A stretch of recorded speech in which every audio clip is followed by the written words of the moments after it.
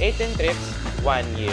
This video is not only about showing my experiences, but also about sharing my thoughts during those experiences. So yeah, 18 trips.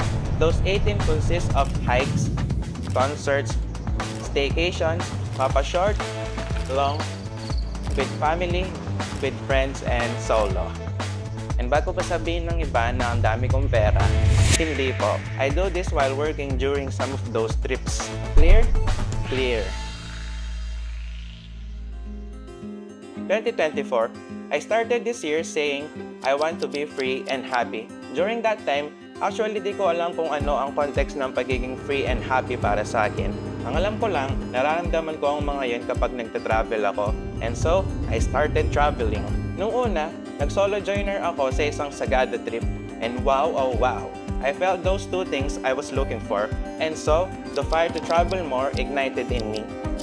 So I began joining and joining, booking and booking more trips. And the more I do it, the more I realize how small I am and how big the world is.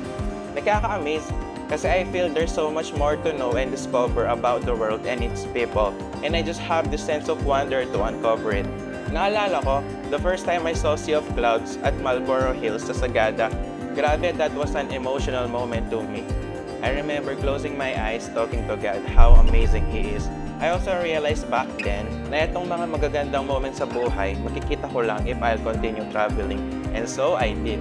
Book dito, book doon, akyat dito, akyat doon, lungoy dito, lungoy doon, lamon dito, lamon doon, lamon here, lamon there, lamon ken, lamon kenny. Sorry na carried away lang sa pagkain.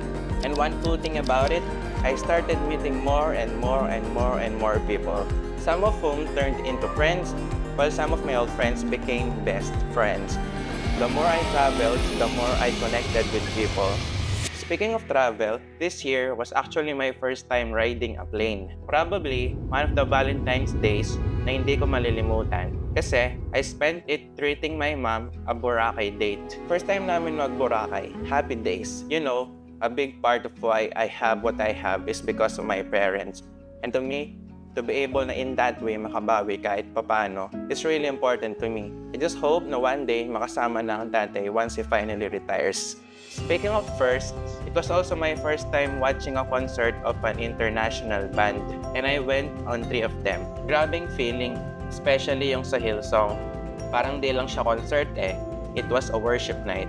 One thing I realized during those concerts was if you want to do something or go somewhere but you don't have anyone to join you, do it anyway. Go solo, go alone, stop missing out on experiences just because you are alone. You'll be amazed at how capable, strong, and independent you can be. Plus, there's a big chance you'll meet someone who shares the same interests as you. So just do it.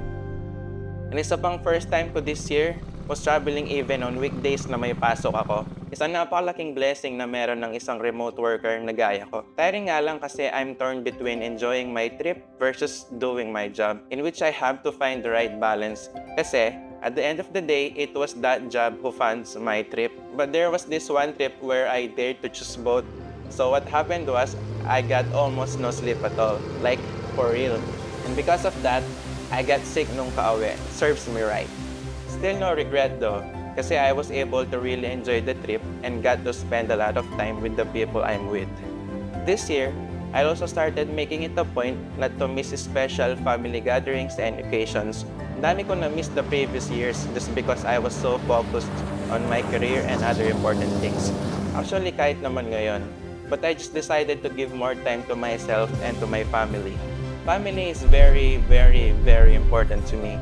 And I'm realizing that now more than ever. Kasi ito na yung era or edad na tumatanda ng mga parents namin. May sarili-sarili ng pamilya ang mga kapatid ko. Nag-i-start ng bumuo ng pamilya ang ibang mga pinsan. And ang iba sa amin, nag-i-start na mag-abroad or tumira sa mga malalayong lugar. So it's important to me not to miss out any more special occasions because yes, isa ako sa mga yon natitira sa malalayong lugar. And with that, kung gusto niyo akong samahan sa mga lakad ko, please subscribe to my channel, hit that bell notification, and follow me on my socials.